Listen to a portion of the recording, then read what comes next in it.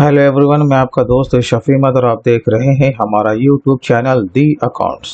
दोस्तों, आज का हमारा टॉपिक GSTR 1 से है।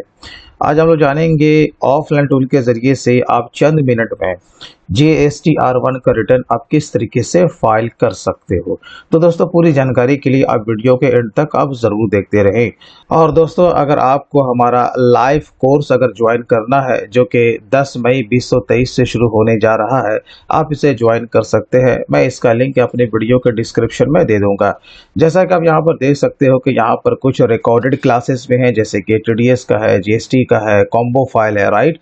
और साथ ही साथ हमारा लाइव क्लास है जो कि 10 मई 2023 से शुरू होने जा रहा है।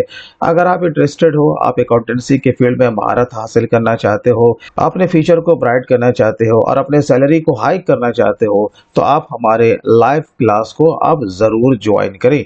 मैं इसका लिंक अपने वीडियो के डिस्क्रिप्शन में दे दूंगा। और अधिक जानकारी चाहिए तो आप हमारे व्हाट्सएप नंबर या हमारे ईमेल आईडी पर भी आप बात कर सकते हो।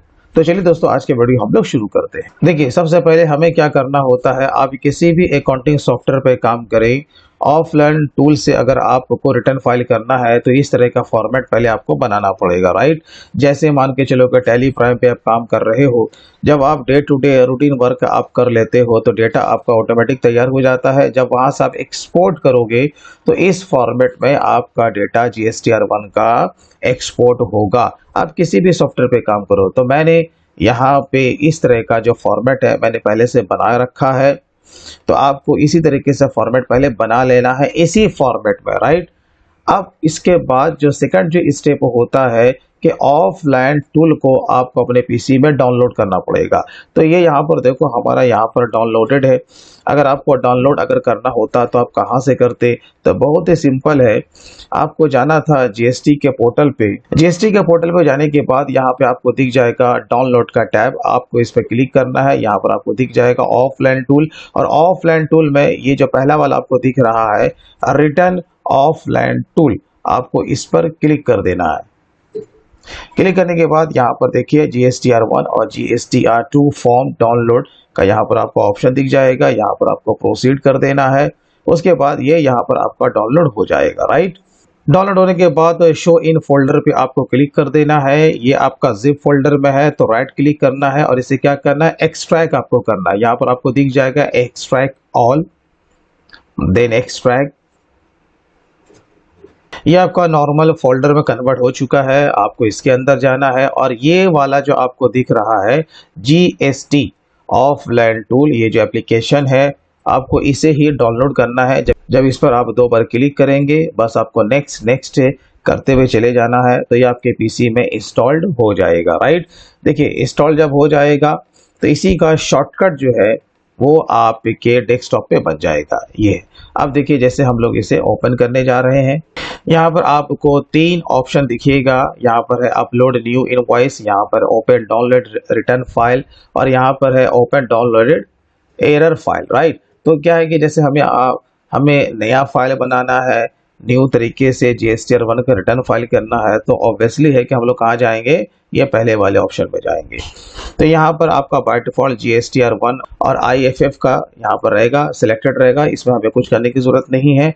यहाँ पर आपको अपने फर्म का GST का नंबर यहाँ पर पुटअप कर देना है। यहाँ पर से आपको अपना फाइनेंशियल को सेलेक्ट करना है। देन टैक्स पीरियड, जैसे कि हमारा क्वार्टरली वे में रिटर्न फाइल होता है, तो मैं यहाँ पर से क्या करूँगा, 4th क्वार्टर है तो मैं यहाँ पर से मार्च को सिलेक्ट करूँगा। Is special economic zone tax payer, तो मैं नहीं हूँ तो मैं यहाँ पर नो रखूँगा। इस टैक्स पेयर क्वार्टरली फाइलर, तो हाँ मैं क्वार्टरली वे में रिटर्न फाइल करता हूँ, तो ये हमारा यस रहेगा, राइट। Then proceed. जो चीज़ अभी हमने यहाँ पर डिटेल पुटअप किया है, यहाँ पर वही इन्फॉर्मेशन आपको रिपीट कर रहा है। अगर आपको लगता है ये गलत है इन्फॉर्मेशन, तो आप नो करके आप इसे पीछे जा करके रेक्टिफाई कर लीजिएगा। और अगर आपको लग रहा है कि जो भी इन्फॉर्मेशन दिया है वो सही है, देन यस। देखिए, यहाँ पर आपको दिख रहा होगा import file data, delete all data, clear section data और व्यू समरी, राइट। तो पहले हम लोग क्या करेंगे, फाइल को पहले इंपोर्ट करेंगे, और अगर कोई गलत हो गया, अगर फाइल को पूरा कर डिलीट करना है, तो यहाँ पर डिलीट ऑल डेटा पर हम लोग क्लिक कर देंगे, ठीक है। तो सबसे पहले हम क्या करेंगे, फाइल को इंपोर्ट करेंगे, जो कि एक्सेल फाइल हमने ऑलरेडी बना के रखा है। यहाँ पर देखिए आपको ऑप्शन आ रहा है import data using Excel and CSV import. यहाँ पर दिया हुआ all section in one go. यहाँ पर देखिए आपको स्क्रीन पर दिख रहा होगा all section in one go. और जो दूसरा वाला दिख रहा है one section at a time. जैसे क्या है कि अगर आप चाहते हैं कि सारा जो भी आपका GSTR1 में जितने भी टेबल हैं, चाहे वो उसमें डेटा हो या ना हो, राइट, वो सारे के सारे आ जाएं, तो आप क्या करेंगे all section in one go. और दूसरा क्या है कि इसमें अगर आप चाहें तो B2B को अलग आप इंपोर्ट कर सकते हैं, अमेंडमेंट को अलग से आप इंपोर्ट कर सकते हैं, राइट। तो मेरे हिसाब से one section at a time ये सही नहीं है, राइट ना। तो हम क्या करेंगे, ये वाला जो पहला जो ऑप्शन दिया हुआ ऑल सेक्शन इन वन को हम लोग इसके थ्रू अपना रिटर्न को तैयार करेंगे। तो चलिए इंपोर्ट एक्सेल पे आपको क्लिक कर देना है। जहां भी आपका फाइल सेव है, जैसे कि हमारा डेस्कटॉप पे है, तो हम क्या करेंगे यहाँ पर से उसे सेलेक्ट कर लेंगे। ये रहा हमारा फाइल।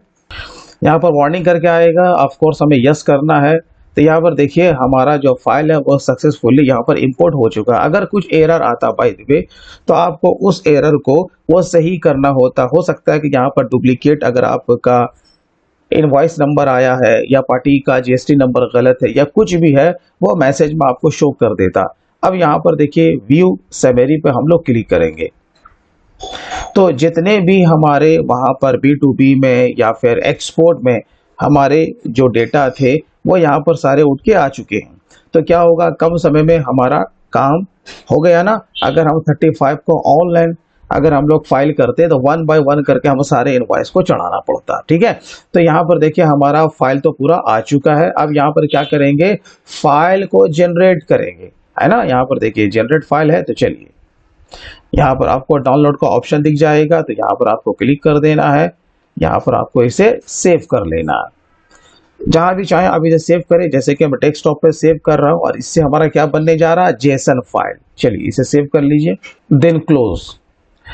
अब हमारा JSON फाइल फाइनली बन चुका है, क्योंकि GST के पोर्टल पे जो कि फाइल जो अपलोड होता है ना, वो एक्सेल का फाइल नहीं बल्कि JSON का फाइल अपलोड होता है। तब हम लोग इसे क्लोज कर देंगे। अब हम लोग जाएंगे GST के पोर्टल पे। यहाँ पर से आपको क्या करना है, अपना यूजर ID एंड पासवर्ड देकर के आपको पहले लॉगिन करना पड़ेगा। तो लॉगिन करने के बाद फाइनली आपको चले जाना है रिटर्न डैशबोर्ड पे।